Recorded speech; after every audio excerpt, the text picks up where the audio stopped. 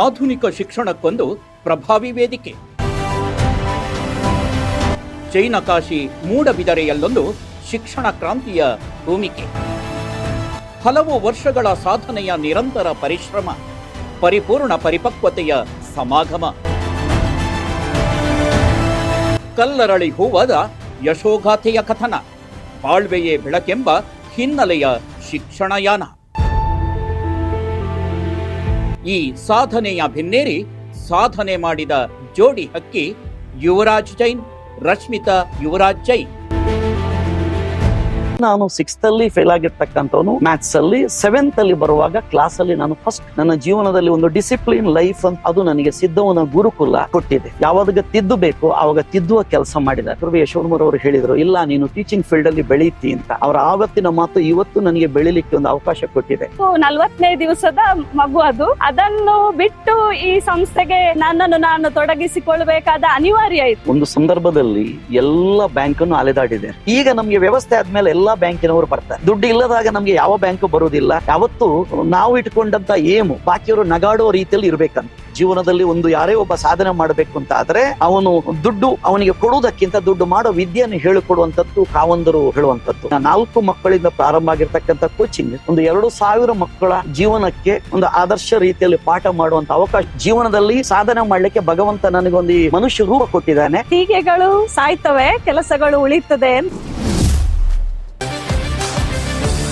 ಜೈನ ಕಾಶಿ ಮೂಡುಬಿದ್ರೆ ವೇಳೂರು ಮಾರ್ಗವಾಗಿ ಸುಮಾರು 5 ಕಿಲೋಮೀಟರ್ ಹೋಗುವಾಗ ಸಿಗುವ ಕಲ್ಲಬೆಟ್ಟು ಊರಿನ ರಸ್ತೆಯಿಂದ ತುಸು ದೂರದಲ್ಲಿ ವನ ರಮಣೀಯ ವಿಲಾಸ ಕ್ಷೇತ್ರದ ನಡುವೆ ಗುರುಕುಲ ಮಾದರಿಯಲ್ಲಿರುವ ಶಿಕ್ಷಣ ಸಂಸ್ಥೆ.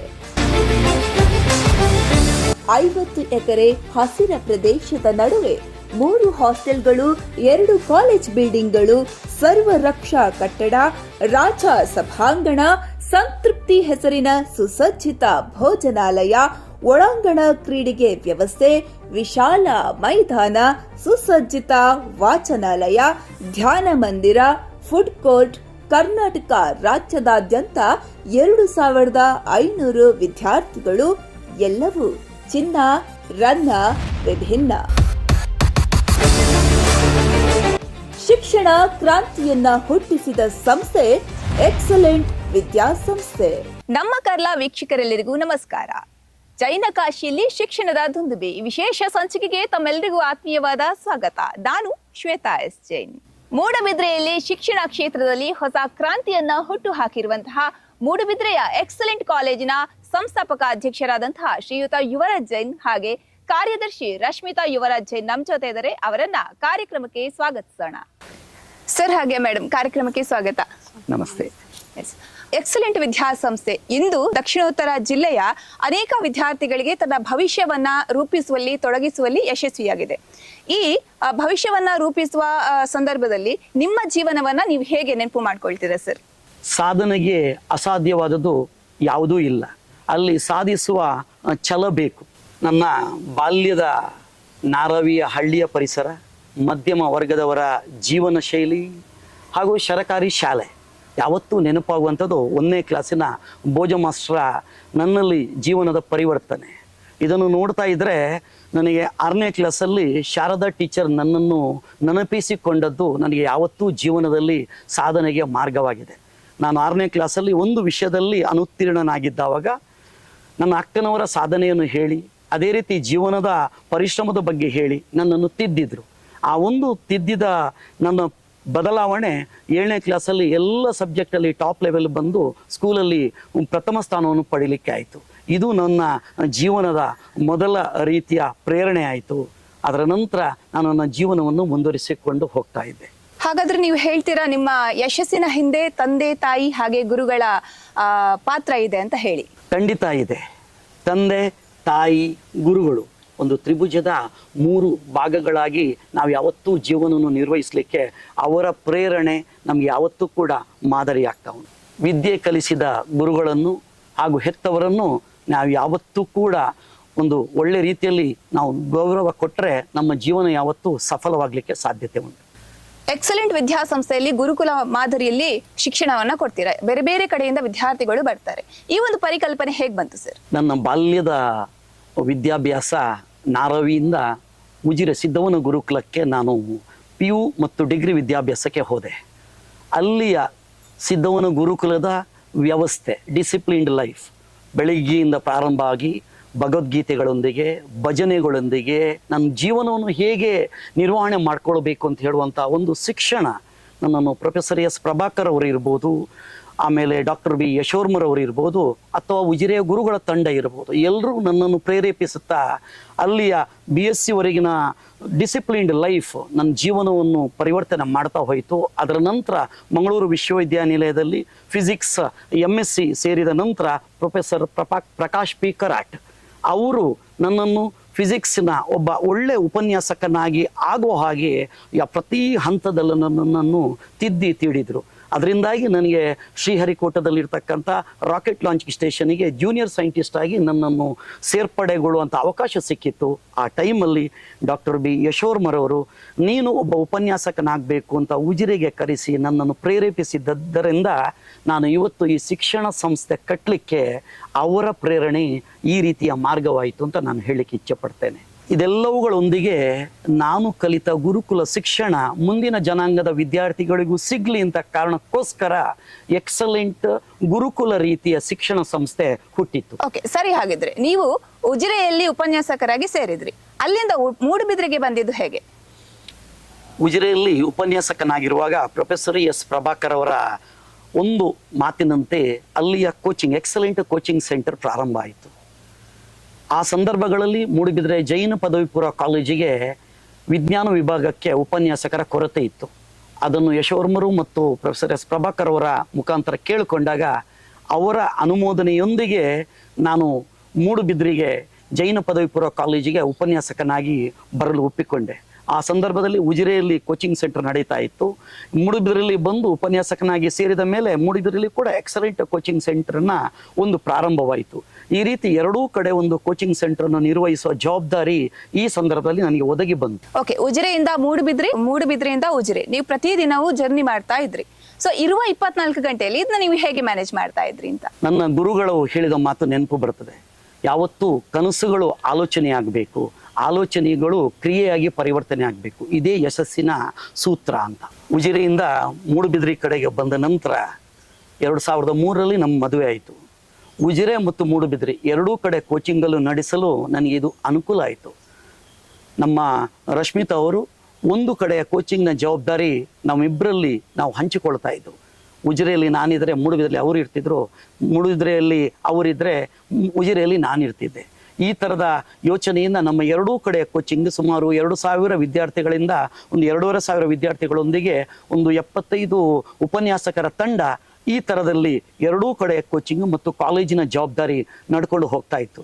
ಬೆಳಿಗ್ಗೆ 5 ಗಂಟೆಗೆ ನನ್ನ ನಾರವಿಯ ಜೀವನ ಪ್ರಾರಂಭ ಆದರೆ 6 ಗಂಟೆಗೆ ಮೂಡುಬಿದ್ರೆಯಲ್ಲಿ 6:15 ಕ್ಲಾಸ್ ಪ್ರಾರಂಭ ಆಗ್ತಾ ಇತ್ತು.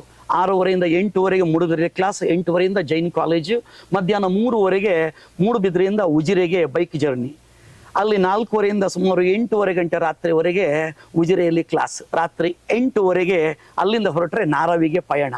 ದಿನಂಪ್ರತಿ 100 ಕಿಲೋಮೀಟರ್ ಬೈಕಲ್ಲಿ, ಆ ಬೈಕ್ ನಾನು ಈಗಲೂ ಪ್ರೀತಿಸುವಂಥ ಬೈಕ್ ಹೀರೋ ಹೋಂಡಾ ಬೈಕ್, ಆ ಬೈಕ್ 100 ಕಿಲೋಮೀಟರ್ ದಿನಂಪ್ರತಿ ಜರ್ನಿ. ಸುಮಾರು 5 ವರ್ಷ ಮಳೆ ಬಿಸಿಲು ಚಳಿ ಅಂತ ಇಲ್ಲದೆ ಎಲ್ಲ ದಿವಸ ನನ್ನನ್ನು ಅದು ಎಲ್ಲ ಕಡೆಗೆ ಸಾಗಿಸ್ತಿತ್ತು. ಅದನ್ನು ನಾನು ಯಾವತ್ತೂ ಎಣಿಸಿಕೊಳ್ಳಬೇಕು. ನನ್ನ ಜೀವನದಲ್ಲಿ ಸಾಧನೆ ಮಾಡಲಿಕ್ಕೆ ನನ್ನ ಬೈಕು ಕೂಡ ಸಹಕಾರಿಯಾಗಿದೆ ಅಂತ ನಾನು ಈಗ ಹೇಳ್ಕೊಳ್ತಾ ಇದ್ದೇನೆ. ಅಂದು ಕಲ್ಲುಗಳಿಂದ ಆವೃತವಾಗಿದ್ದ ಕಲ್ಲಬೆಟ್ಟು ಈಗ ಕಲ್ಲರಳಿ ಹೂವಾಗಿದೆ. ಅಂದಿನ ಶಿಲೆ ಇಂದು ಶಿಲ್ಪವಾಗಿದೆ. ಇದು ಹೇಗೆ ಸಾಧ್ಯ ಆಯಿತು ಅಂತ? ನಮ್ಮ ಗುರುಗಳಾಗಿರ್ತಕ್ಕಂಥ ಕಲಾಂ ಅವರ ಮಾತು, ಹೆಜ್ಜೆ ದೃಢವಾಗಿ ಇರಬೇಕು ಅಂತಾದರೆ ಒಬ್ಬ ಮನುಷ್ಯ ಅಲ್ಲಿ ಹೆಜ್ಜೆಯನ್ನು ತುಂಬ ದೃಢವಾಗಿ ಇಟ್ಕೊಳ್ಳೇಬೇಕಾಗ್ತದೆ. ಅದನ್ನು ಹೇಳ್ಕೊಂಡು ಹೋದರೆ ಅವನ ಜೀವನ ದೃಢಪಟ್ಟದ್ದು ನಡೆಯುವುದಿಲ್ಲ. ನಮ್ಮ ಗುರುಗಳಾಗಿರ್ತಕ್ಕಂಥ ರಾಮಚಂದ್ರ ಆಚಾರ್ಯ ಸರ್ ಕೂಡ ನನ್ನ ಜೀವನದಲ್ಲಿ ಪರಿವರ್ತನೆಗೆ ತುಂಬ ಸಹಕಾರ ಕೊಟ್ಟವರು. ಈ ಒಂದು ಕಲ್ಲುಗಳ ಆವೃತವಾಗಿರ್ತಕ್ಕಂಥ ಕಲ್ಲಬೆಟ್ಟು 10-12 ವರ್ಷಗಳಲ್ಲಿ ಇಷ್ಟು ಪರಿವರ್ತನೆ ಆಗಿರ್ತದೆ ಅಂತ ನಾನು ಯೋಚನೆ ಮಾಡಲಿಲ್ಲ. ಆದರೆ ಗುರುಗಳು ಆವತ್ತೇ ಮಾತು ಕೊಟ್ಟಿದ್ರು, ನಿನ್ನಿಂದ ಸಾಧ್ಯ ಅಂತ ಹೇಳುವಂಥದ್ದು. ಅದು ಭಗವಂತನ ಇಚ್ಛೆಯಿಂದ ಇವತ್ತು ನೆರವೇರಿದೆ. ಮೇಡಮ್ ಸರ್ ಆಗ್ಲೇ ಹೇಳಿದ್ರು, ನಿಮ್ಮ ಪರಿಶ್ರಮ, ನಿಮ್ಮ ಡೆಡಿಕೇಶನ್ ಈ ಯಶಸ್ಸಿನ ಹಿಂದೆ ಬಹಳಷ್ಟಿದೆ ಅಂತ ಹೇಳಿ. ನಿಮ್ಮ ವ್ಯಕ್ತಿತ್ವ ರೂಪುಗೊಳ್ಳುವಲ್ಲಿ ನಿಮ್ಮ ಬಾಲ್ಯ ಗುರುಗಳ ಸಪೋರ್ಟ್ ಹೇಗಿತ್ತು? ನಾನು ಬಾಲ್ಯದಲ್ಲಿ ಗ್ರಾಮೀಣ ಪ್ರದೇಶದಲ್ಲಿ ಬೆಳೆದವಳು. ನನ್ನ ಅಜ್ಜ ಅಜ್ಜಿಯ ಒಡನಾಟ ಇರ್ಬೋದು, ನನ್ನ ಅಪ್ಪ ಅಮ್ಮನ ಒಂದು ಬದುಕು ಇರ್ಬೋದು, ಹಾಗೂ ನನ್ನ ಪ್ರಾಥಮಿಕ ಮತ್ತು ಹೈಸ್ಕೂಲು, PU ಮತ್ತು ಒಂದು ಡಿಗ್ರಿ ಪ್ರಾಧ್ಯಾಪಕರುಗಳ ಒಂದು ಮಾರ್ಗದರ್ಶನ ಮತ್ತು ಪ್ರೋತ್ಸಾಹ ಇರ್ಬೋದು, ಇವುಗಳೆಲ್ಲ ನನಗೆ ಒಂದು ಕನಸನ್ನ ನನ್ನ ಮನಸ್ಸಲ್ಲಿ ಹಚ್ಚಿತ್ತು. ಆ ಕನಸು ನನಸಾಗಲು ನಾನು ಒಳ್ಳೆ ಓದಬೇಕು ಅನ್ನುವ ಒಂದು ಹಂಬಲವನ್ನ ಇಟ್ಟುಕೊಂಡಿದ್ದೆ. ಹಾಗೆ ನಾನು ಮದುವೆಯಾದ ನಂತರ ನನ್ನ ಹಸ್ಬೆಂಡ್ ಕೋಚಿಂಗ್ ಕ್ಲಾಸ್ಗಳನ್ನು ನಡೆಸ್ತಾ ಇದ್ರು. ಆ ಕೋಚಿಂಗ್ ಕ್ಲಾಸಲ್ಲಿ ವಿದ್ಯಾರ್ಥಿಗಳು ನಾನೊಬ್ಬ ವೈದ್ಯ ಆಗಬೇಕು, ನಾನು ಇಂಜಿನಿಯರ್ ಆಗಬೇಕು ಅನ್ನುವಂಥ ಒಂದು ದೇವೋದ್ದೇಶವನ್ನೇ ಇಟ್ಟುಕೊಂಡು ಬರ್ತಾ ಇದ್ರು. ಹಾಗಾಗಿ ನಾನು ಕೋಚಿಂಗ್ ಸೆಂಟ್ರಲ್ಲಿ ನನ್ನನ್ನು ನಾನು ಸಂಪೂರ್ಣವಾಗಿ ತೊಡಗಿಸಿಕೊಳ್ತಾ ಹೋದೆ.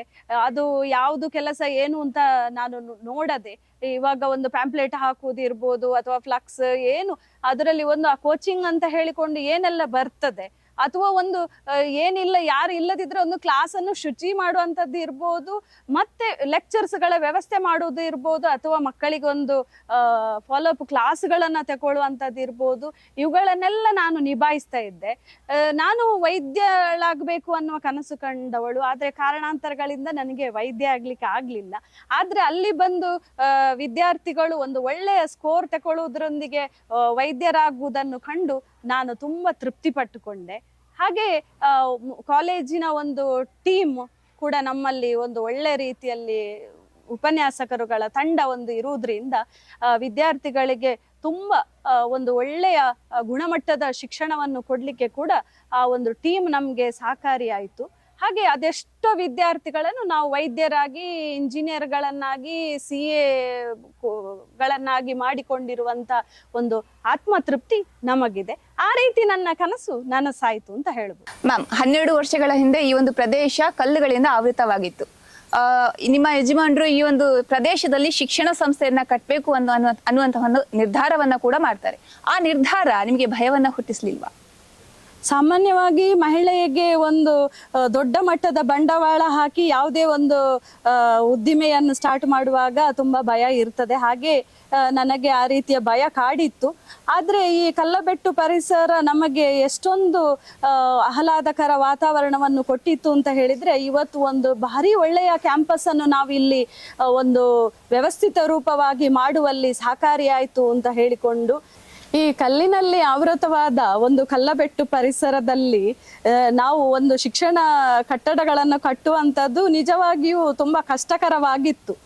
ಆದ್ರೂ ಕೂಡ ಈ ಒಂದು ಕಲ್ಲಿನಲ್ಲಿ ಆವೃತವಾದ ಪ್ರದೇಶದಲ್ಲಿ ಅದೆಷ್ಟೋ ಒಂದು ಮಕ್ಕಳು ಬಂದು ಅವರು ಒಂದು ಶಿಲ್ಪದ ರೂಪದಲ್ಲಿ ಒಂದು ರೂಪವನ್ನು ಪಡೆದುಕೊಂಡಾಗ ಮತ್ತು ಒಳ್ಳೆಯ ಒಂದು ಶಿಕ್ಷಣವನ್ನು ಅವರು ತೆಗೆದುಕೊಂಡು ಇಲ್ಲಿಂದ ಒಂದು ಒಳ್ಳೆಯ ಸಾಧನೆಯನ್ನು ಮಾಡಿ ಹೋದಾಗ ಏನು ಕಲ್ಲರಳಿ ಹೂವಾಗಿ ಅನ್ನೋ ಹಾಗೆ ಈ ಒಂದು ಪರಿಸರ ನಮಗೆ ಪೂರಕ ವಾತಾವರಣವನ್ನು ಕೊಟ್ಟಿದೆ ಅನ್ನುವ ಧನ್ಯತೆ ಭಾವ ನನ್ನಲ್ಲಿ ಇದೆ. ಸರ್, ಕೋಚಿಂಗ್ ಸೆಂಟರ್ ಅನ್ನ ಕಾಲೇಜ್ ಆಗಿ ಪರಿವರ್ತನೆ ಮಾಡಿದ್ರಿ, ಇದರ ಉದ್ದೇಶ ಏನು ಸರ್? ಯಾವತ್ತು ಬದುಕಿನಲ್ಲಿ ಥ್ರೆಟ್ಸ್ಗಳನ್ನು ಅಪರ್ಚುನಿಟಿಯಾಗಿ ಕನ್ವರ್ಟ್ ಮಾಡಬೇಕಂತೆ. ಕೋಚಿಂಗಿಗೆ ಬೇಕಾದಷ್ಟು ಥ್ರೆಟ್ಸ್ಗಳಿತ್ತು. ಕಾಲೇಜ್ ಆಗಿ ಪರಿವರ್ತನೆ ಮಾಡಿದರೆ ಅದು ಅಪರ್ಚುನಿಟಿ ಆಗ್ಬೋದು ಅಂತ ಕಾರಣಕ್ಕೋಸ್ಕರ 2012ರಲ್ಲಿ ಈ ಒಂದು ಶಿಕ್ಷಣ ಸಂಸ್ಥೆ ಹುಟ್ಟಬೇಕು ಅಂತ ಆದರೆ ಪರಮಪೂಜ್ಯ ಡಾಕ್ಟರ್ ಡಿ ವೀರೇಂದ್ರ ಹೆಗ್ಡೆ ಅವರ ಹತ್ರ 10 ಎಕರೆ ಜಾಗದ ನೀಲಿ ನಕ್ಷೆಯನ್ನು ನಾನು ಅಭಯ್ ಚಂದ್ರ ಜೈನ್ ಅವರು ಹಿಡ್ಕೊಂಡು ಹೋದಾಗ ಪ್ರೀತಿಯಿಂದ ಈ ಒಂದು ಕಾಲೇಜಿನ ನಕ್ಷೆಯನ್ನು ನೋಡಿ ಇದು ಒಳ್ಳೆ ರೀತಿಯಲ್ಲಿ ಪರಿವರ್ತನೆ ಆಗ್ತದೆ ಅಂತ ಹೇಳುವಂಥ ಬೆನ್ನು ತಟ್ಟಿ ಗೌರವಾಧ್ಯಕ್ಷರಾಗಿ ಅಭಯ್ ಚಂದ್ರ ಜೈನ್ ಅವರನ್ನು ನಿರೂಪಿಸಿ ಅವರನ್ನು ನೇಮಿಸಿ ಅದರ ಮುಖಾಂತರ ಪರಿವರ್ತನೆ ಆಗುವಾಗ ಇಷ್ಟು ಪರಿವರ್ತನೆ ಆಗಲಿಕ್ಕೆ ಇದು ಕಾರಣವಾಯಿತು. 2012ರಲ್ಲಿ 185 ವಿದ್ಯಾರ್ಥಿಗಳು, 2024ರಲ್ಲಿ 2500 ವಿದ್ಯಾರ್ಥಿಗಳು. 12 ವರ್ಷದಲ್ಲಿ 10 ಪಟ್ಟು ವಿದ್ಯಾರ್ಥಿಗಳು ಹೆಚ್ಚಾಗ್ತಾರೆ. 3 ಹಾಸ್ಟೆಲ್ಗಳು, 10 ಎಕರೆ ವಿಸ್ತೀರ್ಣದ ಪ್ರದೇಶದಲ್ಲಿ 50 ಎಕರೆ ವಿಸ್ತೀರ್ಣ ವಿಸ್ತರಿಸಿದ ವಿಕ್ರಮ ನೀವು. ಸೊ ಇದ್ರ ಬಗ್ಗೆ ಹೇಳುದಾದ್ರೆ ಏನ್ ಹೇಳ್ತೀರಾ? ಶ್ರಮಯೇವ ಜಯತಿ. ಬದುಕಲ್ಲಿ ಒಂದು ನಿಷ್ಠೆ ಮತ್ತೊಂದು ಶ್ರಮ, ಇದು ಎರಡೂ ಇದ್ದರೆ ಜೀವನದಲ್ಲಿ ಸಾಧನೆ ಮಾಡ್ಕೊಳ್ಬೋದು. 2012ರಲ್ಲಿ ಬಂದಿರತಕ್ಕಂಥ ವಿದ್ಯಾರ್ಥಿಗಳಲ್ಲಿ ನಾವು ಯೋಚನೆ ಮಾಡೋದಕ್ಕಿಂತ ಒಳ್ಳೆ ರೀತಿಯ ಅವರ ರಿಸಲ್ಟ್ಗಳು, ಮೆಡಿಕಲ್ ಇರ್ಬೋದು, ಇಂಜಿನಿಯರಿಂಗ್ ಇರ್ಬೋದು, ಅಥವಾ CA ಇರ್ಬೋದು, ಇದನ್ನು ನೋಡ್ತಾ ಹೋದಾಗ 5 ವರ್ಷಗಳಲ್ಲಿ ಪರಿವರ್ತನೆ ಆಯಿತು. 2500 ವಿದ್ಯಾರ್ಥಿಗಳು ಆಗಿ ಆಯಿತು. ನಮ್ಮ ಕಳೆದ 5 ವರ್ಷಗಳಿಂದ ನಾವು 2500 ವಿದ್ಯಾರ್ಥಿಗಳಿಗೆ ನಾವು ಸ್ಟಾಪ್ ಮಾಡ್ತಾ ಇದ್ದೇವೆ. ಕಾರಣ ಒಂದೇ, ಕ್ವಾಲಿಟಿ ಬೇಕಾಗಿದೆ, ಕ್ವಾಂಟಿಟಿ ಅಲ್ಲ. ಆ ಕಾರಣದಿಂದಾಗಿ ನಮ್ಮ ಸಂಸ್ಥೆ ಈಗಲೂ ಕೂಡ ಕ್ವಾಲಿಟಿಯಲ್ಲಿ ಮುಂದುವರೆದುಕೊಂಡು ಹೋಗ್ತಾ ಉಂಟು. ಮಾತಾಡುವಾಗ ಹೇಳಿದ್ರಿ 5 ವರ್ಷಗಳ ಅಂತ ಹೇಳಿ. ಈ 5 ವರ್ಷಗಳಲ್ಲಿ ಪಟ್ಟಂತಹ ಸ್ಟ್ರಗಲ್ ನಿಮಗೆ ಹತಾಶೆ ತಂದಿದ್ದಿದೆಯಾ ಸರ್? ಖಂಡಿತವಾಗಿಯೂ ಇಲ್ಲ. ಈಸಬೇಕು, ಇದು ಜಯಿಸಬೇಕು. ನಮ್ಮಲ್ಲಿರ್ತಕ್ಕಂಥ ವ್ಯವಸ್ಥೆ, ನಿಷ್ಠೆ ಇದನ್ನು ನೋಡುವಾಗ ಪ್ರತಿ ಸಂದರ್ಭಗಳಲ್ಲೂ ಕೂಡ ನಮ್ಮ ಹಾಸ್ಟೆಲ್ಗಳಿಗೆ ಡಿಸೆಂಬರ್ ಒಳಗಡೆ ಪ್ರತಿ ವರ್ಷ ನೆಕ್ಸ್ಟ್ ಇಯರಿನ ಎಲ್ಲ ಸೀಟುಗಳು ಬುಕ್ ಆಗುವುದು ನೋಡಿದಾಗ, ಅದರೊಂದಿಗೆ ತುಂಬ ಹೊರಗಿಂದ ನಮಗೊಂದು ಸೀಟ್ ಬೇಕು ಅಂತ ಕೇಳಿಕೊಂಡು ಬರುವಂಥ ರೀತಿ ನೋಡಿದರೆ ಈ ಒಂದು ಕಲ್ಲಬೆಟ್ಟು ಇಷ್ಟು ಪರಿವರ್ತನೆ ಆದದಕ್ಕೆ ಸಾರ್ಥಕತೆ ಕಾಣ್ತಾ ಉಂಟು. ವಿದ್ಯಾರ್ಥಿಗಳನ್ನ ಸ್ಪರ್ಧಾತ್ಮಕ ಪರೀಕ್ಷೆಗೆ ಯಾವ ರೀತಿ ಸಿದ್ಧ ಮಾಡ್ತೀರಿ, ಹಾಗೆ ಇಲ್ಲಿನ ವೇಳಾಪಟ್ಟಿಯನ್ನ ಹೇಳ್ಬೋದಾ ಸರ್?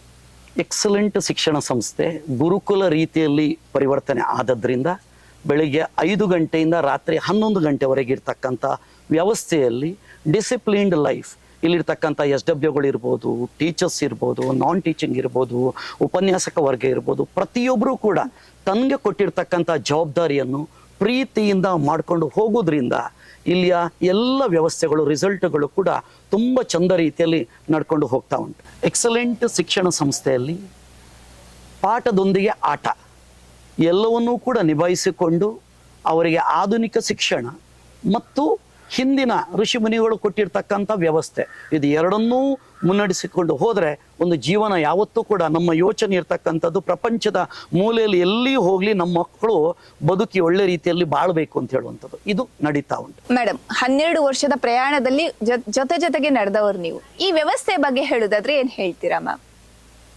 ನಾವು 12 ವರ್ಷದಲ್ಲಿ ಈ ಕಾಲೇಜನ್ನ ಪ್ರಾರಂಭ ಮಾಡ್ತೇವೆ ಅನ್ನುವ ಸಂಕಲ್ಪ ಮಾಡುವುದರೊಂದಿಗೆ ನಾವು ಇದರಲ್ಲಿ ಎಲ್ಲೆಲ್ಲಿಂದ ಕರ್ನಾಟಕದಾದ್ಯಂತ ಬರುವಂತಹ ವಿದ್ಯಾರ್ಥಿಗಳನ್ನ ಅವರಿಗೆ ಒಂದು ಒಳ್ಳೆ ರೀತಿಯ ಗುಣಮಟ್ಟದ ಶಿಕ್ಷಣವನ್ನ ಕೊಡಬೇಕು, ಅವರಿಗೆ ನಮ್ಮ ಕರ್ತವ್ಯದಲ್ಲಿ ನ್ಯಾಯ ಒದಗಿಸಬೇಕು ಅನ್ನುವ ಒಂದು ಪರಿಯಲ್ಲಿ ನಮ್ಮನ್ನು ನಾವು ಮತ್ತು ನಮ್ಮ ಟೀಮ್ ಒಂದು ಒಳ್ಳೆಯ ರೀತಿಯಾದಂಥ ಡೆಡಿಕೇಟೆಡ್ ಟೀಮ್ನೊಂದಿಗೆ ನಾವು ಈ 12 ವರ್ಷದಲ್ಲಿ ಒಂದು ಸಕ್ಸಸ್ಫುಲ್ ಆಗಿ ನಮ್ಮನ್ನು ನಾವು ತೊಡಗಿಸಿಕೊಂಡೆವು ಈ ಕಾಲೇಜ್ ಮಾಡುವ ವ್ಯವಸ್ಥೆಯಲ್ಲಿ ಅಂತ ಹೇಳಿಕೊಂಡು.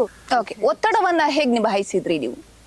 ನನ್ನ ಒಂದು 40 ದಿವಸದ ಮಗುವಿನೊಂದಿಗೆ ನಾನು ಇಲ್ಲಿ ಬಂದ ವಿದ್ಯಾರ್ಥಿಗಳಿಗೆ ಏನು ಒಂದು ಅವರು ಒಂದು ಒಳ್ಳೆಯ ಶಿಕ್ಷಣದ ಒಂದು ಕನಸನ್ನು ಇಟ್ಟುಕೊಂಡು ಬಂದಿರ್ತಾರೆ. ಅದು ಕೂಡ ಒಂದು PUC ಒಂದು ಹಂತ ಅಂತ ಹೇಳಿದ್ರೆ ಅವರ ಜೀವನದಲ್ಲಿ ಅದು ಬಹುಮುಖ್ಯವಾದ ಹಂತ. ಅವರಿಗೆ ಶಿಕ್ಷಣವನ್ನು ಕೊಡುವಂತ ಒಳ್ಳೆಯ ಒಂದು ಟೀಮ್ನೊಂದಿಗೆ ಗುಣಮಟ್ಟದ ಶಿಕ್ಷಣವನ್ನು ಕೊಡುವಂಥದ್ದು ಒಂದು ನಿಜವಾಗಿಯೂ ಒತ್ತಡವೇ ಅದು. ಅದರೊಂದಿಗೆ ನಾವು ನಮ್ಮ ವೈಯಕ್ತಿಕ ಜೀವನದ ಬಗ್ಗೆ ನಾವು ಏನು ಹೆಚ್ಚು ಯೋಚನೆ ಮಾಡಿರಲಿಲ್ಲ. ಒಂದು 700 ಸ್ಕ್ವೇರ್ ಫೀಟ್ನ ಮನೆಯಲ್ಲಿ 15 ವರ್ಷದ ಕಾಲ ಇದ್ದುಕೊಂಡು ಒಂದು 2 ಹಾಸ್ಟೆಲ್ ಆದ ನಂತರವೇ ನಾವು ನಮ್ಮ ಮನೆಯನ್ನು ನಮ್ಮ ಕ್ಯಾಂಪಸ್ನಲ್ಲಿ ಮಾಡಿದೆವು. ಮಕ್ಕಳಿಗೆ ಒಂದು ಆತಂಕ ಇರ್ತದೆ, ದೂರದ ಊರುಗಳಿಂದ ಬರುವಂತ ಮಕ್ಕಳಿಗೆ ಇಲ್ಲಿ ಊಟದ ವ್ಯವಸ್ಥೆ ಹೇಗಿರ್ಬೋದು ಅಂತ ಹೇಳಿ. ಹಾಗಾಗಿ ಮನೆಯಲ್ಲಿ ಅಮ್ಮ ಮಾಡಿದಂತಹ ಒಂದು ತಿಂಡಿ ತಿನಿಸುಗಳನ್ನು ಅಷ್ಟು ಒಂದು ವ್ಯವಸ್ಥಿತದಲ್ಲಿ ಕೊಡ್ಲಿಕ್ಕೆ ಆಗದಿದ್ರು ಕೂಡ ನಾವು ಅದಕ್ಕೆ ಒಂದು ನ್ಯಾಯ ಒದಗಿಸಬೇಕು ಅಂತ ಹೇಳಿ ನಮ್ಮ ಮೆಸ್ ವ್ಯವಸ್ಥೆಯಲ್ಲಿ ಒಂದು ಅಚ್ಚುಕಟ್ಟಾದ ಊಟ ತಿಂಡಿಗಳನ್ನು ಮತ್ತು ಪೌಷ್ಟಿಕ ಭರಿತ ಆಹಾರಗಳನ್ನು ಹಾಗೂ ಅವರಿಗೆ ಒಂದು ಮಕ್ಕಳಿಗೆ ಬೇಗ ಬೋರ್ ಆಗ್ತದೆ, ಈಗ ಫುಡ್ ಎಲ್ಲ ಬೇಗ ಬೋರ್ ಆಗುದುಂಟು, ಅದಕ್ಕೆ ನಾವು ಒಂದು ತಿಂಗಳಿಗೆ ಒಂದು ತಿಂಡಿಗಳು ಕೆಲವು ರಿಪೀಟ್ ಆಗುವ ಹಾಗೆ ಆ ಒಂದು ವ್ಯವಸ್ಥೆಯನ್ನು ತುಂಬಾ ಅಚ್ಚುಕಟ್ಟಾಗಿ ನಾವು ನಿರ್ವಹಿಸ್ತಾ ಇದ್ದೇವೆ. ಓಕೆ, ಮಾತಾಡುವಾಗ ಹೇಳಿದ್ರಿ ಮ್ಯಾಮ್, ಆಟ, ಊಟ, ಪಾಠ ಈ 3 ಅಂಶಕ್ಕೆ ನಾವು ನ್ಯಾಯವನ್ನ ಒದಗಿಸ್ತೇವೆ ಅಂತ ಹೇಳಿ. ಊಟದ ವ್ಯವಸ್ಥೆ ಹೇಳೋದಾದ್ರೆ ಏನ್ ಹೇಳ್ತೀರಾ? ಒಂದು ದೊಡ್ಡ ವಿಶಾಲವಾದ ಒಂದು ನಾವು ಮೆಸ್ ಬಿಲ್ಡಿಂಗ್ ಅನ್ನು ಮಾಡಿದ್ದೇವೆ. ಆ ಬಿಲ್ಡಿಂಗ್ ಅಲ್ಲಿ ಹುಡುಗರಿಗೆ ಬೇರೆ ವ್ಯವಸ್ಥೆ, ಹುಡುಗಿಯರಿಗೆ ಬೇರೆ ವ್ಯವಸ್ಥೆ, ಹಾಗೆ ಅಲ್ಲಿ ಅವರಿಗೆ ಅಚ್ಚುಕಟ್ಟಾಗಿ ಒಂದು ಆಹಾರವನ್ನ ನಾವು ಸಿದ್ಧಪಡಿಸುವಂತದ್ದಿರ್ಬೋದು, ಹಾಗೆ ಅವರಿಗೆ ಅಲ್ಲಿ ಬಡಿಸುವಂತಹ ವ್ಯವಸ್ಥೆಗಳನ್ನು ತುಂಬಾ ಶುಚಿತ್ವವನ್ನು ಮೇಂಟೈನ್ ಮಾಡುವುದರ ಮೂಲಕ ನಾವು ಅವರಿಗೆ ಕೊಡ್ತಾ ಇದ್ದೇವೆ. ಹಾಗೆ ಕರ್ನಾಟಕದ ಬೇರೆ ಬೇರೆ ಪ್ರದೇಶದಿಂದ ಬರುವ ವಿದ್ಯಾರ್ಥಿಗಳಿಗೆ ಅವರದ್ದೇ ಆದ ಒಂದು ಆಹಾರದ ಟೇಸ್ಟ್ ಇರ್ತದೆ. ಅದಕ್ಕೋಸ್ಕರ ಬೇರೆ ಬೇರೆ ಒಂದು ಡಿಸ್ಟ್ರಿಕ್ಟ್ ನಲ್ಲಿ ಈಗ ರಾಗಿ ಮುದ್ದೆ ಇರ್ಬೋದು, ಅಥವಾ ಜೋಳದ ರೊಟ್ಟಿ ಇರ್ಬೋದು, ಅಥವಾ ರಾಗಿ ಅಂಬ್ಲಿಗಳಿರ್ಬೋದು, ಅಥವಾ ಬೇರೆ ಬೇರೆ ರೈಸ್ ಐಟಮ್ಗಳು ಅಂಥದನ್ನೆಲ್ಲ ನಾವು ಮಕ್ಕಳಿಗೆ ಅವರು ಖುಷಿ ಪಟ್ಟು ತಿನ್ನುವ ಹಾಗೆ ನಾವು ವ್ಯವಸ್ಥೆ ಮಾಡ್ತಾ ಇದ್ದೇವೆ. Excellent institution. ಸೆಕೆಂಡ್ PU ನಲ್ಲಿ 2ನೇ ರ್ಯಾಂಕ್ ಕರ್ನಾಟಕದಲ್ಲಿ, ನೀಟಲ್ಲಿ 720ರಲ್ಲಿ 710, ಹಾಗೆ JEಯಲ್ಲಿ ಅದ್ಭುತವಾದ ಸಾಧನೆ, ಅದು 10 ವರ್ಷದಲ್ಲಿ 10ನೇ ರ್ಯಾಂಕ್. ಈ ವಿಸ್ಮಯ ಹೇಗೆ ನಡೀತು ಸರ್ ಇಲ್ಲಿ? ಎಕ್ಸಲೆಂಟ್ ಸಂಸ್ಥೆಯಲ್ಲಿ ಮೊದಲ ವರ್ಷದಿಂದ ಪ್ರಾರಂಭವಾಗಿರ್ತಕ್ಕಂಥ ರ್ಯಾಂಕ್ಗಳ ಸುರಿಮಳೆ 10ನೇ ವರ್ಷಕ್ಕಾಗುವಾಗ 10 ರ್ಯಾಂಕ್ಗಳನ್ನು ಪಡ್ಕೊಂಡಿತ್ತು. 12ನೇ ವರ್ಷಕ್ಕಾಗುವಾಗ 15 ರಾಜ್ಯದ ಸೆಕೆಂಡ್ PUCಯಲ್ಲಿ 15 ರ್ಯಾಂಕ್ಗಳನ್ನು ಪಡ್ಕೊಂಡಿತ್ತು. ಹಾಗೆ ಸ್ಕೂಲ್ ವಿಭಾಗದಲ್ಲೂ ಕೂಡ ನಾವು PUವನ್ನು ಪ್ರಾರಂಭ ಮಾಡುವಾಗ 9th 10th ಪುನಃ ಒಂದು 5 ವರ್ಷಗಳ ನಂತರ ಕಾಲೇಜ್ ಪ್ರಾರಂಭವಾಗಿ 5 ವರ್ಷಗಳ ನಂತರ ನಾವು ಸ್ಕೂಲನ್ನು ಪ್ರಾರಂಭ ಮಾಡಿದ್ದು. 9th 10th ಆಯಿತು. ಆಮೇಲೆ ನಾವು 6th 7th 8th ಮಾಡಬೇಕಾಯಿತು. ಈಗ 6th to 12th ಅಂತ ಹೇಳುವಂಥ ಒಂದು ವ್ಯವಸ್ಥೆ ಇಲ್ಲಿ ಎಲ್ಲ ಮಕ್ಕಳಿಗೂ ಕೂಡ ಪ್ರೇರಣೆ ಆಗ್ತಾ ಉಂಟು. ರಾಷ್ಟ್ರ ಮಟ್ಟದ ನೀಟ್ ಇರ್ಬೋದು 710 ಮಾರ್ಕ್ಸ್ಗಳನ್ನು ಪಡ್ಕೊಂಡು ಪ್ರತಿ ವರ್ಷ ಒಂದು 100ಕ್ಕಿಂತ ಹೆಚ್ಚು ವಿದ್ಯಾರ್ಥಿಗಳು ನೀಟ್ ಮುಖಾಂತರ MBBS ಸೀಟನ್ನು ಪಡ್ಕೊಳ್ತಾ ಇದ್ದಾರೆ, ಗೌರ್ಮೆಂಟ್ ಸೀಟನ್ನು ಪಡ್ಕೊಳ್ತಾ ಇದ್ದಾರೆ. ಅದರೊಟ್ಟಿಗೆ IIT ಮುಖಾಂತರ ಪ್ರತಿ ವರ್ಷ 5ರಿಂದ 10 ವಿದ್ಯಾರ್ಥಿಗಳು ಪ್ರತಿ ವರ್ಷ ರಾಷ್ಟ್ರ ಮಟ್ಟದ IIT ಕಾಲೇಜುಗಳನ್ನು ಅವರು ಸೇರ್ಪಡೆಗೊಳ್ತಾ ಇದ್ದಾರೆ. ಈಗ ಕಳೆದ ವರ್ಷ ಐಸರ್ ಮುಖಾಂತರ 31th ರ್ಯಾಂಕ್ ಪಡ್ಕೊಂಡು ಇಂಡಿಯನ್ ಇನ್ಸ್ಟಿಟ್ಯೂಟ್ ಆಫ್ ಸೈನ್ಸಿನ ಪೊಸಿಷನ್ ಇರ್ಬೋದು, IIT ಮೆಡ್ರಾಸಿನ ಹೊಸ ಸೇರ್ಪಡೆ ಇದ್ದಿರ್ಬೋದು, ಅಥವಾ ರಾಷ್ಟ್ರ ಮಟ್ಟದಲ್ಲಿ ಇರ್ತಕ್ಕಂಥ AFMC ಇರ್ಬೋದು, ಪ್ರತಿಯೊಂದನ್ನು ಪಡೆಯುವಂಥ ಎಲ್ಲ ಅವಕಾಶವನ್ನು ಮಕ್ಕಳು ಪಡ್ಕೊಂಡ್ರು. ನಿಶಾಂತ್ P ಹೆಗಡೆ ಅಂತ ಹೇಳುವಂಥ ವಿದ್ಯಾರ್ಥಿ ಅವನು ರಾಜ್ಯ ಮಟ್ಟದ ಮತ್ತು ರಾಷ್ಟ್ರ ಮಟ್ಟದ ಎಲ್ಲ ಎಕ್ಸಾಮ್ಗಳನ್ನು ಮಾಡಿಕೊಂಡು ಎಲ್ಲದರಲ್ಲೂ ಅವಕಾಶ ಪಡ್ಕೊಂಡ. ಅವನು ಕೊನೆಗೆ IITಯನ್ನು ಚಾಯ್ಸ್ ಮಾಡಿಕೊಂಡ. ಅದೇ ರೀತಿ ಎಷ್ಟೋ ವಿದ್ಯಾರ್ಥಿಗಳು ಕನ್ನಡ ಮೀಡಿಯಮಿಂದ ಬಂದಿರತಕ್ಕಂಥ ವಿದ್ಯಾರ್ಥಿಗಳು ಇರ್ಬೋದು, ಸೆಕೆಂಡ್ PUC ಆಗುವಾಗ ಮೆಡಿಕಲ್ IIT ಮುಖಾಂತರ ಅವರ ಪ್ರಯತ್ನಗಳನ್ನು ಈ ಸಂಸ್ಥೆಯಲ್ಲಿ ಮುಂದುವರಿಸಿಕೊಂಡು ಹೋಗಿ ಜಿಪ್ಮರ್, NDA ಅಥವಾ CA ಇರ್ಬೋದು, ಪ್ರತಿಯೊಂದನ್ನು ಕೂಡ ಮುಂದುವರಿಸಿಕೊಂಡು ಹೋಗ್ತಾ ಇದ್ದಾರೆ. ಆದ್ದರಿಂದ ಈ ಸಂಸ್ಥೆಯಲ್ಲಿರ್ತಕ್ಕಂಥ ಉಪನ್ಯಾಸಕರ ವರ್ಗ, ಇಲ್ಲಿರ್ತಕ್ಕಂತಹ ಪ್ರಿನ್ಸಿಪಾಲ್ ಇರ್ಬೋದು, ಅಡ್ಮಿನಿಸ್ಟ್ರೇಟಿವ್ ಸೆಕ್ಷನ್ ಇರ್ಬೋದು, HM ಅವರು ಇರ್ಬೋದು, ಪ್ರತಿಯೊಬ್ಬರೂ ಕೂಡ ಈ ವ್ಯವಸ್ಥೆಯನ್ನು ಚಂದ ರೀತಿಯಲ್ಲಿ ಎಲ್ಲ ಸಿಸ್ಟಮ್ಯಾಟಿಕ್ ಆಗಿ ನಡೆಸಿಕೊಂಡು ಹೋಗೋದ್ರಿಂದ ರಾಜ್ಯ ಮತ್ತು ರಾಷ್ಟ್ರ ಮಟ್ಟದಲ್ಲಿ ಇರ್ತಕ್ಕಂಥ ಎಲ್ಲ ಒಂದು ಅವಕಾಶವನ್ನು ಪಡ್ಕೊಂಡಿದ್ದಾರೆ. ವಿದೇಶಗಳಲ್ಲಿ ನಮ್ಮ ವಿದ್ಯಾರ್ಥಿಗಳು, ಎಷ್ಟೋ ವಿದ್ಯಾರ್ಥಿಗಳು ಹೋಗಿ MS ಇರ್ಬೋದು, ಅಥವಾ ಅಲ್ಲಿರ್ತಕ್ಕಂಥ MBBS ಪದವಿ ಇರ್ಬೋದು, ಅಥವಾ MBA ಪದವಿ ಇರ್ಬೋದು, CA ಮುಖಾಂತರ ಸಿಗುವಂಥ, ಕ್ಲಾಟ್ ಮುಖಾಂತರ ಸಿಗುವಂಥ ಬೇರೆ ಬೇರೆ ಅವಕಾಶಗಳು ಇರ್ಬೋದು, ಎಲ್ಲವನ್ನು ಕೂಡ ಉಪಯೋಗಿಸಿಕೊಂಡು ಚಂದ ರೀತಿಯಲ್ಲಿ ಹೋಗ್ತಾ ಇದ್ದಾರೆ. ಅದರೊಂದಿಗೆ ನಮ್ಮಲ್ಲಿ ದಿನಂಪ್ರತಿ 1 ಗಂಟೆ ನಮ್ಮ ಗ್ರೌಂಡಲ್ಲಿ ಮಕ್ಕಳು ಆಟ ಆಡಲೇಬೇಕು. 5 ಮಂದಿ PD ಅವರು ಇದನ್ನು ನಿಭಾಯಿಸಿಕೊಂಡು ಹೋಗ್ತಾ ಇದ್ದಾರೆ. ಆದ್ರಿಂದ ಶಿಕ್ಷಣದೊಂದಿಗೆ ಆಟೋಟ ಕೂಡ ಅಥವಾ ಕಲ್ಚರಲ್ ಇರ್ಬೋದು, ಎಲ್ಲವನ್ನು ಕೂಡ ಪ್ರೀತಿಯಿಂದ ಮಕ್ಕಳು ನಿಭಾಯಿಸಿಕೊಂಡು ಹೋಗ್ತಾ ಇದ್ದಾರೆ. ಈ 12 ವರ್ಷದಲ್ಲಿ ನಿಮ್ಗೆ ಯಾವ್ದಾದ್ರು ಸಮಾಧಾನ ಪಟ್ಟಂತಹ ಅಥವಾ ತೃಪ್ತಿ ಪಟ್ಟಂತಹ ವಿಷಯಗಳಿದ್ರೆ ಏನ್ ಹೇಳ್ತೀರಾ? ನನಗೆ ಈ ಒಂದು ಸಂಸ್ಥೆ ಪ್ರಾರಂಭವಾದ ನಂತರ ಸಮಾಧಾನ ಪಟ್ಟಂಥದ್ದು ಹಾಗೂ ಅತೀವ ಸಂತೋಷ ಪಟ್ಟಂತ ತುಂಬಾ ಒಂದು ಇನ್ಸಿಡೆಂಟ್ಗಳಿವೆ. ಅದರಲ್ಲಿ ನಮಗೆ ಒಂದು CM ಅವರು ನಮ್ಮ 10ನೇ ದಶಮದ ಸಂದರ್ಭದಲ್ಲಿ ಬಂದಿರುವಂಥದ್ದು ಇರ್ಬೋದು, ಹಾಗೆ ನಮ್ಮ ಮೈಸೂರಿನ ಮಹಾರಾಜ ಯದುವೀರ್ ಅವರು ಅವರ ಆಗಮನ ಇರ್ಬೋದು, ಹಾಗೆ ಒಂದು ನಮ್ಮ ಕೇಂದ್ರ ವಿತ್ತ ಸಚಿವೆ ನಿರ್ಮಲಾ ಸೀತಾರಾಮನ್ ಅವರು ಬಂದಿರುವಂಥದ್ದು ಇರ್ಬೋದು, ಹಾಗೆ ನಮ್ಮ ಬಹುಮುಖ್ಯವಾಗಿ ನಮ್ಮ ಕಾವಂದರರು ನಮ್ಮ ಸಂಸ್ಥೆಗೆ ತುಂಬ ಪ್ರೀತಿಯಿಂದ ಭೇಟಿ ಕೊಟ್ಟದಿರ್ಬೋದು, ಇಂಥದ್ದು. ಹಾಗೆ ತುಂಬ ಇಸ್ರೋದ ಸೈಂಟಿಸ್ಟ್ಗಳು ನಮ್ಮ ಸಂಸ್ಥೆಗೆ ಭೇಟಿ ಕೊಟ್ಟು ನಮ್ಮ ವಿದ್ಯಾರ್ಥಿಗಳಿಗೆ ಒಂದು ಕಿವಿ ಮಾತುಗಳನ್ನು ಹೇಳಿದಿರ್ಬೋದು. ಹಾಗೆ ಬೇರೆ ಬೇರೆ ವಿವಿಧ ಕ್ಷೇತ್ರದಲ್ಲಿ ಸಾಧನೆ ಮಾಡಿದಂತಹ ಅನೇಕ ಒಂದು ರಿಸೋರ್ಸ್ ಪರ್ಸನ್ಗಳನ್ನು ಕರೆಸಿ ನಾವು ಮಕ್ಕಳಿಗೆ ಒಂದು ಸ್ಫೂರ್ತಿದಾಯಕವಾದ ಮಾತುಗಳ ಒಂದು ಇಂಟರಾಕ್ಷನ್ ಅನ್ನು ಮಾಡಿದ್ದಿರ್ಬೋದು. ಇವುಗಳೆಲ್ಲವೂ ನನಗೆ ತೃಪ್ತಿ ಕೊಟ್ಟಿದೆ. ಹಾಗೆ ನಮ್ಮ ಒಂದು ಗ್ರಾಮೀಣ ಪ್ರದೇಶದಲ್ಲಿ ಕನ್ನಡ ಮೀಡಿಯಂ ಅಲ್ಲಿ ಕಲಿತು ಒಂದು ಧೀರಜ್ ಅನ್ನುವ ಹುಡುಗ ನಮ್ಮ ನೀಟ್ ಎಕ್ಸಾಮಿನಲ್ಲಿ 654 ಸ್ಕೋರ್ ಮಾಡಿ ಅವನು ಇವಾಗ BMCಯಲ್ಲಿ MBBS ಮಾಡ್ತಾ ಇದ್ದಾನೆ. ಇದಕ್ಕಿಂತ ತೃಪ್ತಿ ಯಾವುದು ಬೇಕು? ದೇಶದ ಪ್ರತಿಷ್ಠಿತ ಸಂಸ್ಥೆಗಳಲ್ಲಿ AFMC ಇರ್ಬೋದು, ಏಮ್ಸ್ ಅಲ್ಲಿ ಇರ್ಬೋದು, IIT ಅಲ್ಲಿ ಇರ್ಬೋದು, ರೀಜನಲ್ ಇನ್ಸ್ಟಿಟ್ಯೂಟ್ಗಳಲ್ಲಿ ಇರ್ಬೋದು, ಹಾಗೆ CA ಮಾಡುವಂಥ ವಿದ್ಯಾರ್ಥಿಗಳಿರ್ಬೋದು, ಅವರೆಲ್ಲ ನಮ್ಮ ಮುಂದೆ ಬಂದು ನಾನು ಈ ರೀತಿ ಒಂದು ಡಾಕ್ಟರ್ ಆಗಿದ್ದೇನೆ, ನಾನು CA ಆಗಿದ್ದೇನೆ ಅನ್ನುವಂತಹ ಒಂದು ಅಪೂರ್ವ ಕ್ಷಣ ಉಂಟಲ್ಲ, ಅದು ನಿಜವಾಗಿಯೂ ನಮ್ಮನ್ನು ಇನ್ನಷ್ಟು ಮಕ್ಕಳನ್ನು ಹುರಿದುಂಬಿಸುವಲ್ಲಿ ನಮಗೆ ಒಂದು ಪ್ರೋತ್ಸಾಹವನ್ನು ನೀಡಿದೆ ಅಂತ ಹೇಳ್ಬೋದು. ನಮ್ಮ ಎಲ್ಲ ವಿದ್ಯಾರ್ಥಿಗಳ ಸಾಧನೆಯೊಂದಿಗೆ ನಮ್ಮ ಮಗಳು ಮೌಲ್ಯ ಕೂಡ ಒಂದು ನ್ಯಾಷನಲ್ ATL ಮ್ಯಾರಥಾನ್ ಅಲ್ಲಿ ಒಂದು ಪಾರ್ಟಿಸಿಪೇಟ್ ಮಾಡಿದ್ದಿರ್ಬೋದು, ಅಥವಾ ಅವಳು ಇಸ್ರೋದ ಯುವ ವಿಜ್ಞಾನಿ ಒಂದು ಕಾರ್ಯಕ್ರಮದಲ್ಲಿ ಅವಳು ಆಯ್ಕೆಯಾಗಿ ಅವಳು ಅದರಲ್ಲಿ ಒಂದು ಭಾಗವಹಿಸಿದ್ದಿರ್ಬೋದು. ಅವರಿಗೆ ನಾವು ತುಂಬ ಸಮಯವನ್ನು ಹೊಂದಿಸ್ಲಿಕ್ಕೆ ಆಗಲಿಲ್ಲ ಅಂತ ಹೇಳಿಕೊಳ್ಳುವ ಒಂದು ಬೇಸರವಿದೆ.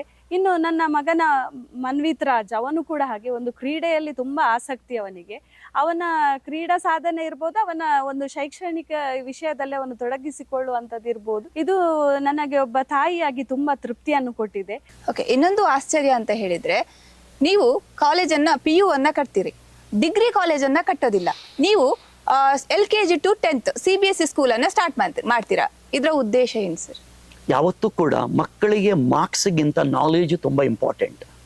ಪ್ರತಿಯೊಂದು ಮಗು ಕೂಡ ನಾವು ಯೋಚನೆ ಮಾಡ್ತೇವೆ, 10th ವರೆಗೆ ನಾರ್ಮಲ್ ಕಲಿತಾ ಇರ್ತಾರೆ, PUCಯಲ್ಲಿ ಬಂದು ಸ್ಟ್ರಗಲ್ ಮಾಡ್ತಾರೆ. ಯಾವತ್ತೂ ನಾನು ಹೆತ್ತವರಿಗೆ ಒಂದು ಹೇಳುವಂಥ ಮಾತು, ಚಿಕ್ಕನಿನಿಂದಲೇ ನಾಲೆಜ್ ಕೊಡಿ, ಮಾರ್ಕ್ಸಿನ ಹಿಂದೆ ಹೋಗಬೇಡಿ. ಅವ್ರಿಗೆ ಎಷ್ಟು ನಾಲೆಜ್ ಕೊಡ್ತೀರಾ ಅಷ್ಟು PUCಯಲ್ಲಿ ಕಾಂಪಿಟೇಟಿವ್ ಎಕ್ಸಾಮಲ್ಲಿ ಮಕ್ಕಳು ಸಕ್ಸಸ್ ಆಗ್ತಾರೆ. ಅದಕ್ಕೋಸ್ಕರ ಯಾವತ್ತೂ ಒಂದು ಬೆಳೀತಾ ಹೋಗಬೇಕು ಅಂತಂದರೆ PU ಮಾತ್ರ ಇತ್ತು. 6th to 10th ಅಂತ ಹೇಳುವಂಥ ಒಂದು ಅಡಿಷನಲ್ ಮಾಡಿದ ಉದ್ದೇಶ, ನ್ಯೂ ಎಜುಕೇಷನ್ ಪಾಲಿಸಿಗಳು ಬಂದಾವಾಗ 9th 10th 11th 12th ಅಂತ ಹೇಳುವಂಥ ಒಂದು ಕಾನ್ಸೆಪ್ಟ್ ಬರ್ತದೆ. ನಾವು ನಮ್ಮ ರಾಜ್ಯ ಬಿಟ್ಟು ಹೊರ ರಾಜ್ಯಗಳಿಗೆ ಹೋದಾಗ ಅಲ್ಲಿಯ ವ್ಯವಸ್ಥೆಯನ್ನು ನೋಡಿಕೊಂಡು ಅಲ್ಲಿ ಚಿಕ್ಕದಿರುವಾಗಲೇ ಮಕ್ಕಳಿಗೆ ನಾಲೆಜ್ ಕೊಡ್ತಾರೆ. IIT ಇರ್ಬೋದು, ಮೆಡಿಕಲ್ ಇರ್ಬೋದು, ಎಲ್ಲದಕ್ಕೂ ಕೂಡ 6th ಇಂದಲೇ ಟ್ಯೂನಿಂಗ್ ಸ್ಟಾರ್ಟ್ ಆಗ್ತದೆ. ಅದನ್ನು ಮನಸ್ಸಲ್ಲಿ ನಾವು ಪರಿಗಣನೆ ಮಾಡಿಕೊಂಡು ನಮ್ಮಲ್ಲಿ ಕೂಡ ಆ ರೀತಿಯ ಒಂದು ಪ್ರೇರಣೆ ಸಿಗಲಿ ಅಂತ ಆ ವ್ಯವಸ್ಥೆ ಮಾಡಿದ್ವು. ಕಳೆದ ವರ್ಷ ನಾವು ನಮ್ಮ 2 ಮಕ್ಕಳು ಓದಿರ್ತಕ್ಕ ಒಂದು ಶಾಲೆ ಕಲ್ಲಬೆಟ್ಟುವಲ್ಲಿ ಅದು ಒಂದು ಪರಿಣಾಮ, ಯಾವುದೋ ಒಂದು ಪರಿಣಾಮದಿಂದ ಅದು ಮುಚ್ಚುವ ಪರಿಸ್ಥಿತಿ ಬಂತು. ಅದನ್ನು ನಮ್ಮ ಮಕ್ಕಳು ಕಲ್ತಿರ್ತಕ್ಕಂಥ ಶಾಲೆ, ಒಂದು ಊರಲ್ಲಿ ಒಂದು ಶಾಲೆ ಮುಚ್ಚಬಾರ್ದು ಅಂತ ಕಾರಣಕ್ಕೋಸ್ಕರ ನಾವು CBSE ಸ್ಕೂಲನ್ನು ಕೂಡ ತೆಗೊಳ್ಬೇಕಾಯಿತು. ಅದರ ಪರಿವರ್ತನೆ ಈಗ ತುಂಬ ಖುಷಿ ಕೊಡ್ತಾ ಇದೆ. LKG UKG ಮಕ್ಕಳು ಅಥವಾ 6th ವರೆಗೆ ಇರ್ತಕ್ಕಂಥ ಮಕ್ಕಳು ನಮಗೆ ಕೊಡುವಂಥ, ಟೀಚರ್ಸ್ಗೆ ಕೊಡುವಂಥ ಪ್ರೀತಿ, ಅವರು ಬೆಳೆಯುವಂಥ ರೀತಿ ನಮ್ಮಿಂದ ಏನೂ ಇನ್ನು ಪರಿವರ್ತನೆ ಮಾಡ್ಕೊಳ್ಬೋದು ಅಂತ ಹೇಳುವಂಥ ಒಂದು ನಮಗೆ ಒಳ್ಳೆಯ ಮನಸ್ಥಿತಿ ಈಗ ಕೊಡ್ತಾ ಉಂಟು. ನೀಟ್ ಆಗಿರ್ಬೋದು, CET ಆಗಿರ್ಬೋದು, IIT ಆಗಿರ್ಬೋದು, ಅಥವಾ CA ಕೋಚಿಂಗ್ ಆಗಿರ್ಬೋದು, ಜೊತೆಗೆ ನೀವು ಯೋಗ ಆಗಿರ್ಬೋದು, ಕರಾಟೆ ಆಗಿರ್ಬೋದು, ಅಥವಾ ಸಂಗೀತ ಆಗಿರ್ಬೋದು, ಭಜನೆ ಆಗಿರ್ಬೋದು, ಇಂತಹ ಒಂದು ವಿಶೇಷ ಕಾರ್ಯಗಳಿಗೆ ನೀವು ಉತ್ತೇಜನವನ್ನ ಕೂಡ ಕೊಡ್ತಾ ಇದ್ದೀರಿ. ಇದರ ಬಗ್ಗೆ ಹೇಳೋದಾದ್ರೆ ಏನ್ ಹೇಳ್ತೀರಾ? ಹೌದು ಮೇಡಮ್, ನಾವು ನಮ್ಮ ಸಂಸ್ಥೆಯಲ್ಲಿ ಇಂಟೆಲಿಜೆಂಟ್ ಕೋಶೆಂಟ್ ಒಟ್ಟಿಗೆ ಒಂದು ಇಮೋಷನಲ್ ಕೋಶೆಂಟ್ ಮತ್ತು ಸ್ಪಿರಿಚುವಲ್ ಕೋಶೆಂಟ್, ಈ 3 ಕೋಶೆಂಟ್ಗಳಿಗೆ ನಾವು ಪ್ರಾಧಾನ್ಯತೆಯನ್ನು ಕೊಡ್ತಾ ಇದ್ದೇವೆ. ಯಾಕೆಂತ ಹೇಳಿದ್ರೆ ವಿದ್ಯಾರ್ಥಿಯ ಒಂದು ಸಂಪೂರ್ಣ ಒಂದು ಪ್ರತಿಭೆ ಅರಳುವಂಥದ್ದಿರ್ಬೋದು, ಅಥವಾ ಸಂಪೂರ್ಣವಾಗಿ ಒಂದು ವ್ಯಕ್ತಿತ್ವದ ನಿರ್ಮಾಣದಲ್ಲಿ ನಿರ್ಮಾಣಕ್ಕೋಸ್ಕರ ನಾವು ಇಲ್ಲಿ ಯೋಗ, ಧ್ಯಾನ, ಭಜನೆ ಮತ್ತು ಕೆಲವು ಈ ನಮ್ಮ ಪೌರಾಣಿಕ ಯಕ್ಷಗಾನದ ಒಂದು ಇವುಗಳಿರ್ಬೋದು, ಅಥವಾ ಒಂದು ಒಳ್ಳೆಯ ರಿಸೋರ್ಸ್ ಪರ್ಸನ್ಗಳನ್ನು ಈ ಒಂದು ಆಧ್ಯಾತ್ಮಿಕ ವಿಷಯಗಳಲ್ಲಿ ಕೂಡ ನಾವು ಇಲ್ಲಿ ಅವರಿಗೆ ಒಂದು ಕಾರ್ಯಕ್ರಮಗಳನ್ನು ಏರ್ಪಡಿಸ್ತೇವೆ. ಮೇಡಮ್, ಒಂದು ವಿಷಯ ಕೇಳ್ಪಟ್ಟೆ, ನೀವು ಪ್ರಕೃತಿಯ ಪರಮಾಧಕರು ಅಂತ ಹೇಳಿ ಒಂದು ಕಾನ್ಸೆಪ್ಟ್ ಅನ್ನ ತರ್ತೀರಾ, ಸಸ್ಯ ಶ್ಯಾಮಲೆ ಅನ್ನುವಂಥದ್ದು. ಈ ಒಂದು ವಿಶೇಷ ಕಾನ್ಸೆಪ್ಟ್ ಹೇಗೆ ಬಂತು ಮತ್ತು ಯಾತಕ್ಕಾಗಿ ಮಾಡಿದ್ರಾ? ನಮ್ಮ ಕಲ್ಲಬೆಟ್ಟು ಪರಿಸರ, ಈ ಪ್ರಕೃತಿಯೇ ನಮಗೆ ಬಹುದೊಡ್ಡ ಪ್ರೇರಣೆ. ಇನ್ನೊಂದು ಏನಂತ ಹೇಳಿದ್ರೆ, ನಾವು ಭೂತಾನ್ ದೇಶಕ್ಕೆ ಇತ್ತೀಚೆಗೆ ನಾವು ಪ್ರವಾಸಗೈದಿದ್ದೆವು. ಆವಾಗ ಅಲ್ಲಿಯ ಜನರ ಒಂದು ಪರಿಸರ ಕಾಳಜಿ, ಪರಿಸರ ಪ್ರೇಮವನ್ನು ನಾನು ಅರಿತು, ನಾವ್ಯಾಕೆ ಈ ಒಂದು ಪರಿಸರಕ್ಕೆ ನಮ್ಮ ಕೊಡುಗೆಯನ್ನು ನೀಡಬಾರದು ಅಂತ ಹೇಳಿ ನಾವು ಈ ಸಸ್ಯ ಶ್ಯಾಮಲ ಅನ್ನುವಂತಹ ಒಂದು ಕಾರ್ಯಕ್ರಮವನ್ನು ನಮ್ಮ ಒಂದು ಉಪನ್ಯಾಸಕರ ತಂಡ ಮತ್ತು ವಿದ್ಯಾರ್ಥಿಗಳ ಒಂದು ಸಂಪೂರ್ಣ ಸಹಕಾರದೊಂದಿಗೆ ಈ ಸಲ ಅದನ್ನು ನೆರವೇರಿಸಿದೆವು. ಸ್ವಾಮಿ ವಿವೇಕಾನಂದರು ಹೇಳಿದ ಹಾಗೆ, ಟುಡೇಸ್ ಯೂತ್ಸ್ ಟುಮಾರೋಸ್ ಲೀಡರ್ ಅನ್ನುವ ಹಾಗೆ ನಾವು ಆ ಒಂದು ಪ್ರೇರಣೆಯಿಂದ ನಾವು ನಮ್ಮ ಕಾಲೇಜಿನಲ್ಲಿ ವಿವಿಧ ವಿಂಗ್ಗಳನ್ನು ನಾವು ಮಾಡಿದ್ದೇವೆ. ಸ್ಕೌಟ್ ಗೈಡ್ಸ್ ಇರ್ಬೋದು, NCC ಇರ್ಬೋದು, NSS ಇರ್ಬೋದು, ಮತ್ತೆ ಸ್ಕೌಟ್ ಗೈಡ್ಸ್ ಇರ್ಬೋದು, ಮತ್ತೆ ಕಾಮರ್ಸ್ ಅಸೋಸಿಯೇಷನ್ ಇರ್ಬೋದು. ಇವುಗಳೆಲ್ಲ ಈ ಒಂದು ಏನೆಲ್ಲ ತಂಡದ ವಿದ್ಯಾರ್ಥಿಗಳಿದ್ದಾರೆ ಅವರನ್ನೆಲ್ಲ ಸೇರಿಸಿಕೊಂಡು ನಾವು ಸ್ವಚ್ಛತಾ ಕಾರ್ಯಕ್ರಮಗಳಿರ್ಬೋದು, ಹಾಗೆ ನಮ್ಮ ಈ ವರ್ಷದ ಒಂದು ಸಸ್ಯ ಶ್ಯಾಮಲ ಮೂಡಬಿದ್ರೆಯಿಂದ ವೇಣೂರಿನವರೆಗೆ 1000 ಗಿಡಗಳನ್ನು ನೆಡೆಸುವುದರ ಮೂಲಕ ನಾವು ಅತ್ಯಂತ ಒಳ್ಳೆಯ ಒಂದು ಸಮಾಜದ ಕೆಲಸ ಕಾರ್ಯಗಳಲ್ಲಿ ಕೂಡ ಸೇವೆಗಳಲ್ಲಿ ಕೂಡ ನಮ್ಮ ವಿದ್ಯಾರ್ಥಿಗಳು ತೊಡಗಿಸಿಕೊಳ್ಳಬೇಕು ಅನ್ನೋ ಒಂದು ಉದ್ದೇಶದಿಂದ ಈ ಒಂದು ಕೆಲಸವನ್ನು ನಾವು ಈ ವರ್ಷ ಮಾಡಿದ್ದೇವೆ. ಸರ್, ಕೊನೆಯದಾಗಿ ಇಬ್ಬರಿಗೂ ಒಂದೇ ಕ್ವಶನ್ ಸರ್. ಮುಂದಿನ ಜನಾಂಗಕ್ಕೆ ನಿಮ್ಮ ಸಂದೇಶ ಏನು ಸರ್? ಬಡವನಾಗಿ ಹುಟ್ಟುವುದು ತಪ್ಪಲ್ಲ, ಬಡವನಾಗಿ ಸಾಯುವುದು ತಪ್ಪು. ಜೀವನದಲ್ಲಿ ಏನೂ ಮಾಡಲಿಲ್ಲ ಅಂತ ಹೇಳುವಂಥದ್ದು, ಈ ಮನುಷ್ಯ ಜನ್ಮ ಸಿಕ್ಕಿದ ಮೇಲೆ ಅವಕಾಶ ಸಿಕ್ಕಾಗ ಉಪಯೋಗಿಸ್ಕೊಳ್ಬೇಕು. ನಾವು ಯಾವತ್ತೂ ಹೇಳುವಂಥದ್ದು, ಮಕ್ಕಳು ನಾಲೆಜಬಲ್ ಆಗಿ ಬೆಳೀಬೇಕು. ಅವರು ಮಾರ್ಕ್ಸಿನ ಹಿಂದೆ ಹೋಗುವಂಥದ್ದನ್ನು ಹೊರತುಪಡಿಸಿ ತುಂಬ ನಾಲೆಜ್ ಇದ್ದರೆ ಪ್ರಪಂಚದ ಮೂಲೆ ಎಲ್ಲೂ ಹೋದರೂ ಕೂಡ ಅವರು ಬದುಕಬೇಕು. ಯಾವತ್ತೂ ಜೀವನ ಶಿಕ್ಷಣ ಅಂತ ಹೇಳುವಂಥದ್ದು ಬದುಕುವ ಶಿಕ್ಷಣ ಆಗಬೇಕು ಅಂತ ಇದರ ಮುಖಾಂತರ ಎಲ್ರಿಗೂ ಹೇಳ್ತಾ ಇದ್ದೇನೆ.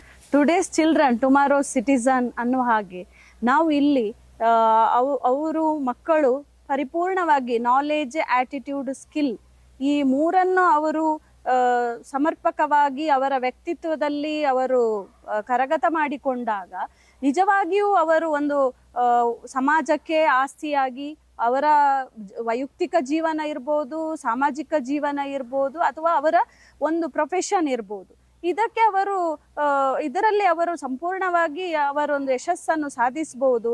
ಆ ಸಾಧನೆಯ ಕಿಚ್ಚು ಯಾವಾಗ ನಮ್ಮಲ್ಲಿ ಅಗಾಧವಾದ ಜ್ಞಾನ ಇರ್ತದೋ ಆವಾಗ ಬಂದೇ ಬರ್ತದೆ. ಹಾಗಾಗಿ ನಮ್ಮ ಎಲ್ಲ ವಿದ್ಯಾರ್ಥಿಗಳು ಒಂದು ಭವ್ಯ ಭವಿಷ್ಯತ್ತನ್ನು ರೂಪಿಸಿಕೊಳ್ಳುವಂತ ಒಂದು ಭರವಸೆ ನಮ್ಮಲ್ಲಿ ಇದ್ದುಕೊಂಡು, ಒಂದು ಮಗುವಿನ ಪ್ರಗತಿಯಲ್ಲಿ ಶಿಕ್ಷಕರು, ಹೆತ್ತವರು ಮತ್ತು ಮುಖ್ಯವಾಗಿ ಶಿಕ್ಷಣ ಸಂಸ್ಥೆಯ ಒಂದು ಪಾತ್ರ ಬಹು ದೊಡ್ಡದಾಗಿರುತ್ತದೆ. ಅದನ್ನು ನಾವು ಒಂದು ಒಳ್ಳೆಯ ನಿಯತ್ತಾಗಿ ನಿಭಾಯಿಸಿದಾಗ ಒಂದು ವಿದ್ಯಾರ್ಥಿ ಸಾಧನೆ ಮಾಡುವುದರಲ್ಲಿ ಅಥವಾ ಮುಂದಿನ ಯುವ ಜನಾಂಗ ಒಂದು ಒಳ್ಳೆ ರೀತಿಯಲ್ಲಿ ಅರಳುವುದರಲ್ಲಿ ಯಾವುದೇ ಸಂಶಯವಿರುವುದಿಲ್ಲ. ಟೀಕೆಗಳು ಸಾಯ್ತದೆ, ಕೆಲಸಗಳು ಉಳಿಯುತ್ತದೆ ಅಂತ ಹೇಳಿ ನಾವು ನಂಬಿಕೊಳ್ಬೇಕು. ಯಾಕೆಂತ ಹೇಳಿದ್ರೆ ನಾವು ಯಾವುದೇ ಒಂದು ಕೆಲಸಕ್ಕೆ ಇಳಿಯುವಾಗ ತುಂಬಾ ಜನ ನಮ್ಗೆ ಕ್ರಿಟಿಸೈಸ್, ಕಮೆಂಟ್ಸ್ ಎಲ್ಲ ಮಾಡ್ತಾರೆ. ಆದರೆ ಅವರು ಎಸೆದ ಕಲ್ಲುಗಳಲ್ಲೇ, ಅವರು ಮಾಡಿದ ಒಂದು ಕ್ರಿಟಿಸಿಸಮ್ ಅಲ್ಲೇ ನಾವು ನಮ್ಮನ್ನು ಹೇಗೆ ಒಂದು ಅದರಲ್ಲಿ ಚೇಂಜಸ್ ಮಾಡಿಕೊಂಡು ಹೇಗೆ ಮುನ್ನಡೆಯಬೇಕು ಅನ್ನುವಂಥದ್ದನ್ನು ಧೈರ್ಯದಲ್ಲಿ ಮುನ್ನಡೆದ್ರೆ ಖಂಡಿತವಾಗಿಯೂ ನಮಗೆ ಒಂದು ಕೆಲಸದಲ್ಲಿ ತೃಪ್ತಿಯೂ ಸಿಗ್ತದೆ ಮತ್ತೆ ಯಶಸ್ಸು ಸಿಗ್ತದೆ. ಹಾಗೆ ನಮ್ಮ ಒಂದು ಸಂಸ್ಥೆಯಲ್ಲಿ ವಿದ್ಯಾರ್ಥಿಗಳು ಅವರ ಒಂದು ಏನು ಅಕಾಡೆಮಿಕ್ಸ್ ಇದೆ ಅದರೊಟ್ಟಿಗೆ ಈ ಒಂದು ಇಸ್ರೋಗೆ ಹೋಗುವಂಥದ್ದು ಇರ್ಬೋದು, ಅಥವಾ ಒಂದು ನ್ಯಾಷನಲ್ ಲೆವೆಲ್ ಮ್ಯಾರಥಾನ್ ಪ್ರಾಜೆಕ್ಟ್ ಕಾಂಪಿಟಿಷನ್ಗಳಲ್ಲಿ ಪಾರ್ಟಿಸಿಪೇಟ್ ಮಾಡಿ ಅಲ್ಲಿ ಒಂದು ಪ್ರೈಸ್ಗಳನ್ನು ತಗೊಳ್ಳುವಂಥದ್ದು ಇರ್ಬೋದು.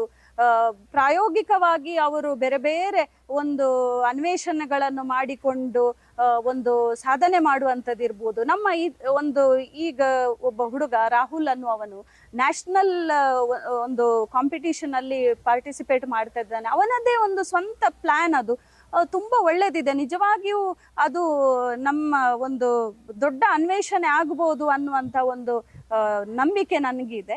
ಹಾಗಾಗಿ ನಮ್ಮ ವಿದ್ಯಾರ್ಥಿಗಳಲ್ಲಿ ಪೊಟೆನ್ಷಿಯಲ್ ಇದೆ, ಅದನ್ನು ಹೇಗೆ ಹೊರಗೆ ತರಬೇಕು ಅನ್ನುವಂಥದ್ದು ನಾವು ಸಂಸ್ಥೆಗಳು ಮತ್ತು ಹೆತ್ತವರು, ಶಿಕ್ಷಕರುಗಳು ಕಂಡುಕೊಳ್ಬೇಕಾಗಿದೆ. ನಮ್ಮಲ್ಲಿ ಒಂದು ಅದ್ಭುತವಾದ ಟೀಮ್ ಇದೆ. ಅವರು ತುಂಬ ಡೆಡಿಕೇಟೆಡ್ ಆಗಿ ಈ ಸಂಸ್ಥೆಯಲ್ಲಿ ಅವರು ಕಾರ್ಯನಿರ್ವಹಿಸುವುದು ಕೂಡ ಇನ್ನೊಂದು ನಮಗೆ ಶಾರದೆಯ ಒಂದು ವಿದ್ಯಾಮಂದಿರದಲ್ಲಿ ನಮಗೆ ಒಂದು ಒಳ್ಳೆಯ ಶಿಕ್ಷಣವನ್ನು ನೀಡಲಿಕ್ಕೆ ಇದು ಬಹುದೊಡ್ಡ ಒಂದು ಕೊಡುಗೆ ಅನ್ನುವಂಥದ್ದನ್ನು ನಾನು ಹೇಳಲಿಕ್ಕೆ ಬಯಸ್ತೇನೆ. ಸರ್, ಹಾಗೆ ಮೇಡಮ್, ನಿಮ್ಮ ಅತ್ಯಮೂಲ್ಯವಾದ ಸಮಯವನ್ನ ಇಷ್ಟು ಹೊತ್ತು ನೀವು ನಮ್ಮ ಜೊತೆ ಕಳೆದಿದ್ದೀರಾ. ಅದಕ್ಕಾಗಿ ನಮ್ಮ ಕಾರ್ಲಾ ಚಾನೆಲ್ ಕಡೆಯಿಂದ ನಿಮಗೆ ಪ್ರೀತಿಪೂರ್ವಕ ಧನ್ಯವಾದಗಳು. ನಮಸ್ಕಾರ.